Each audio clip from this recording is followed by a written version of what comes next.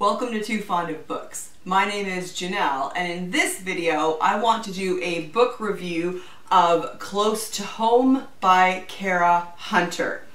Now this book review though is really just an excuse for me to have a larger discussion about the tools that mystery writers use, because there were some interesting things in this book that led to like a really big discussion that I had with Aaron, my husband, that was really interesting. And so I thought, let's talk about this on BookTube. I thought there were some really interesting things. So Close to Home is a mystery set in Oxford, present-day Oxford, and a little girl goes missing from a costume party in their backyard, in their back garden.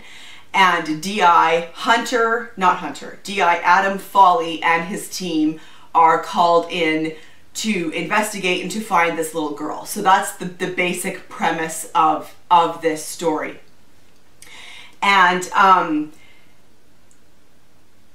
so I started reading this, and I picked up right away on there was a number of devices that the author was using. And fair enough, mystery writers use devices all the time. So the first thing was that it's told in the first person from the perspective of the detective, of D.I. Adam Foley. And so I thought, okay, that's good. So we're in you know, the mind, first person perspective of Adam Foley. Then I noticed that it's told in the present tense. And so then I thought, okay, that's good, actually. That's great with present tense, because this is an investigation of a child abduction. There is urgency here, but there is also that unknown that you don't know if they're going to find this little girl. So the immediacy of a first person, of a present tense in this story, that works really well. But then I noticed as I continued to read that there are no chapters. So that's another device that an author can use. And I thought, in this case, that's working really well, because as I said, they're investigating a child abduction, and by not having any chapters, the author is keeping up the tension. She's not giving you, the reader, any breaks in this case.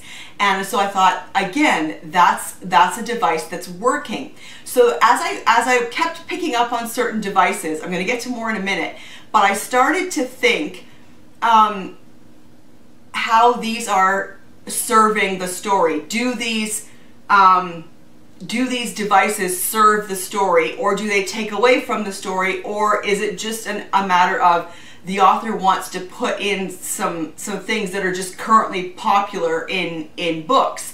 So I continued to read with that question in my mind, does this serve the story?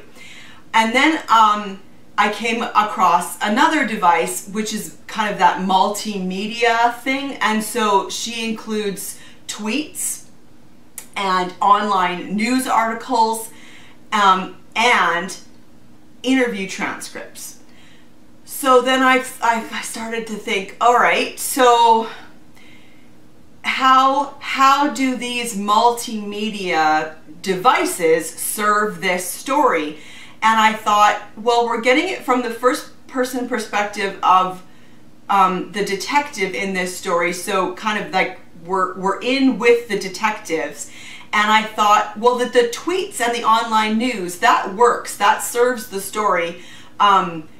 You know, because you're getting like kind of what really happens in a police investigation. And so you're hearing from the public, and what starts out as tweets that are like, let's find this little girl, let's help the police, can sometimes serve to be distracting to the police, because people might start to get, you know, a little violent sometimes on Twitter and talk about things or send police in a direction that is not serving the investigation.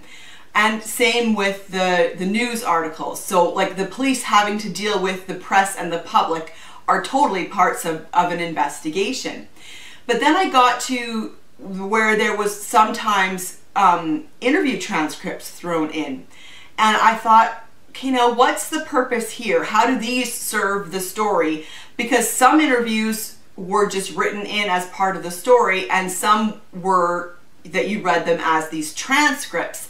And in that particular case, I couldn't see it. I don't know how those particular interviews as transcripts serve the story. So then I thought, well, is it just that she wanted more than like kind of online multimedia options in her book? Maybe that's all it was.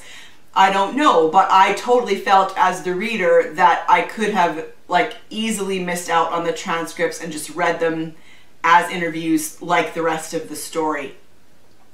But then suddenly we get third person perspective, and it starts to come in where you're getting the perspective of other members of the team. And I thought, all right, now that's very interesting. Maybe the author realized that they couldn't tell the story they wanted to tell. She couldn't tell the story she wanted to tell strictly from the first person perspective. And that got me thinking really a lot about the perspective, the point of view in a story and what its purposes are. And that's kind of what the bulk of this conversation, I think, is going to be about. But before we get into that, it's set in Oxford, and there was this hilarious reference to Morse, and I just wanted to share that because I just thought it was very funny. So Colin Dexter famously wrote the Inspector Morse stories in the 80s and 90s, I think. And there was, of course, the famous TV show. So, I mean, everybody knows Morse, right? And so here it is, first person perspective, Detective Inspector Adam Foley. At 8:30, I'm in the car, parked around the corner in Waterview Crescent, which is definitely one notch up on the property pecking order. 3-story townhouses, and even, would you believe, a couple of stone lions on plinths at the entrance. I'm eating a pasty someone has brought over from the petrol station on the main road. I can feel my arteries clog just looking at it. But there's a press conference scheduled for 10, and if I don't eat anything, I'm going to be lightheaded. And while I'm at it, the car is a Ford, in case you're wondering. And I don't do bloody crosswords either. So that's just a total aside, but I thought it was hilarious. So then one more device I came across through reading this story was the nonlinear timeline, which I always find interesting, mixed in with a present day or like a present tense storytelling method.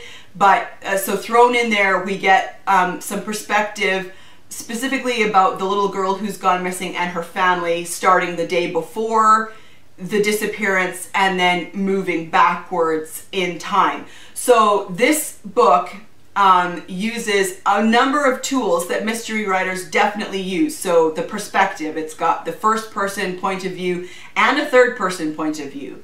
It has no chapters. It has multimedia with the tweets and the online articles and the interview transcripts. It has a non-linear timeline. And it's told in the present tense. So that's a lot going on, a lot of devices. And ultimately, when I looked back, I thought, okay, the present tense works for this story. It serves the story well because the reader is dropped into the immediacy of this missing child case. And the fact that there's no chapters, like I said, that serves the story really well because the reader is not given a break, not given a chance to breathe in this, like, will they find this little girl? The multimedia aspect, parts of that really works to serve the story very well, and parts of it give it whatever, I could take it or leave it with the interview transcripts. The non-linear timeline, I thought that was good. That served the story well. It was a way to give the readers information that they needed in this story, the backstory. So that was fine. So really it came down to this, the point of view, the first person and the third person. And when as soon as she introduced the third person perspectives from other members of the team, it started with DC Everett, but then you also got from a number of different members of his team. And as soon as she did that, I thought, did she really need to have the first person perspective of the DI? So then when Aaron and I were having this discussion, we got talking about like what are the reasons why an author would use first person perspective. Well, because it limits the narration. The reader is limited to what the narrator knows when it's first person. And so in a case like this, that could work really well, because we're investigating this disappearance along with the DI.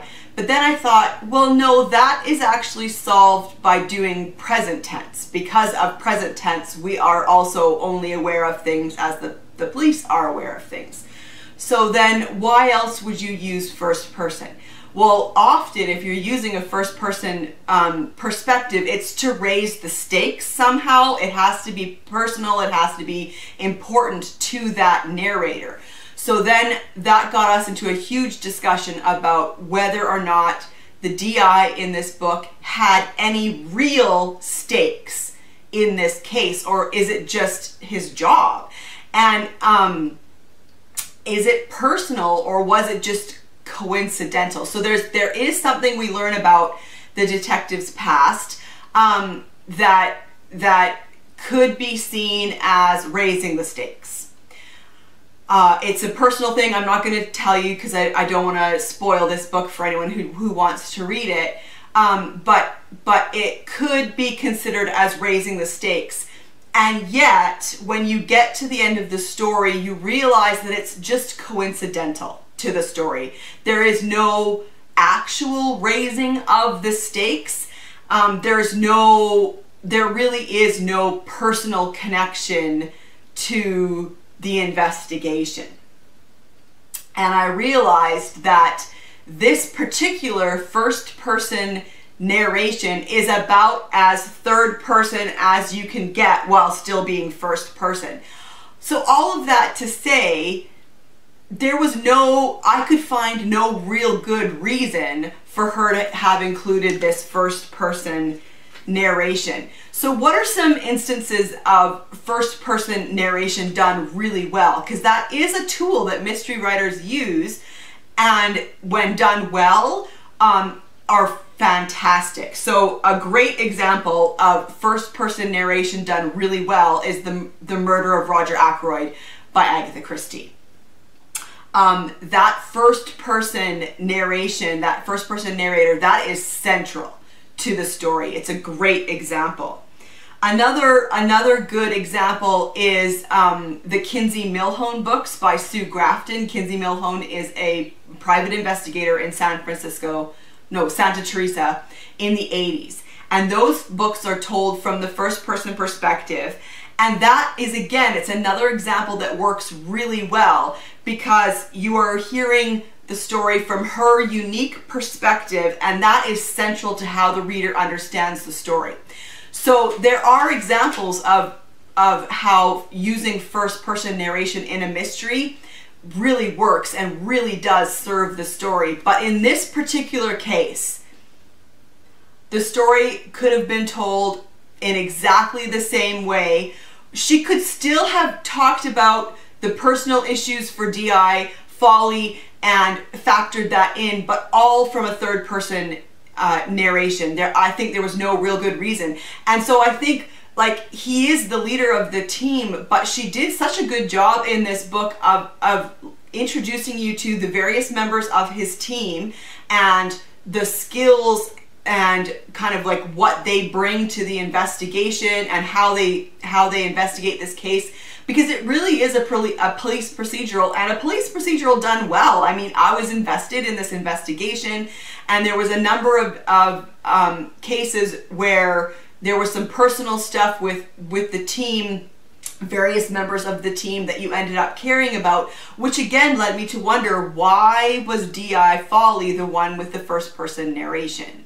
Because you also got to know some personal things about the other members as well. So I just thought this was a good discussion to have. So talk with me in the comments about these tools that mystery writers use. And without spoiling anything, do you have any good examples for me of when first-person narration is done really well? Do you have other examples for me of books that use multiple of these devices? And talk to me about whether you think it's done well or not. Does it need to be in there? Does it serve the story? And let's also just chat about these devices. Do you agree with me, like, that they need to serve the story, or is it sometimes okay just to have them in there just because they're for fun? I would love to have that discussion with you in the comment section down below.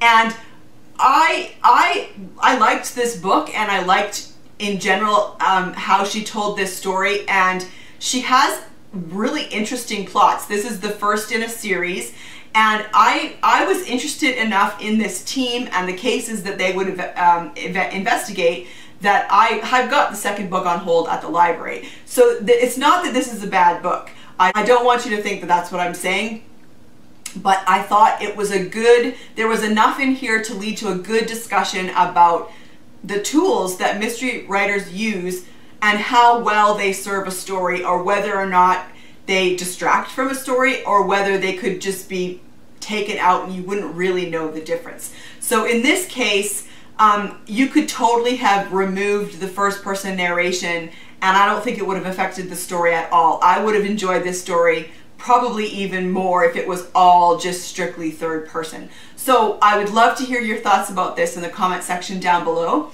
and I will see you for another video soon. Bye.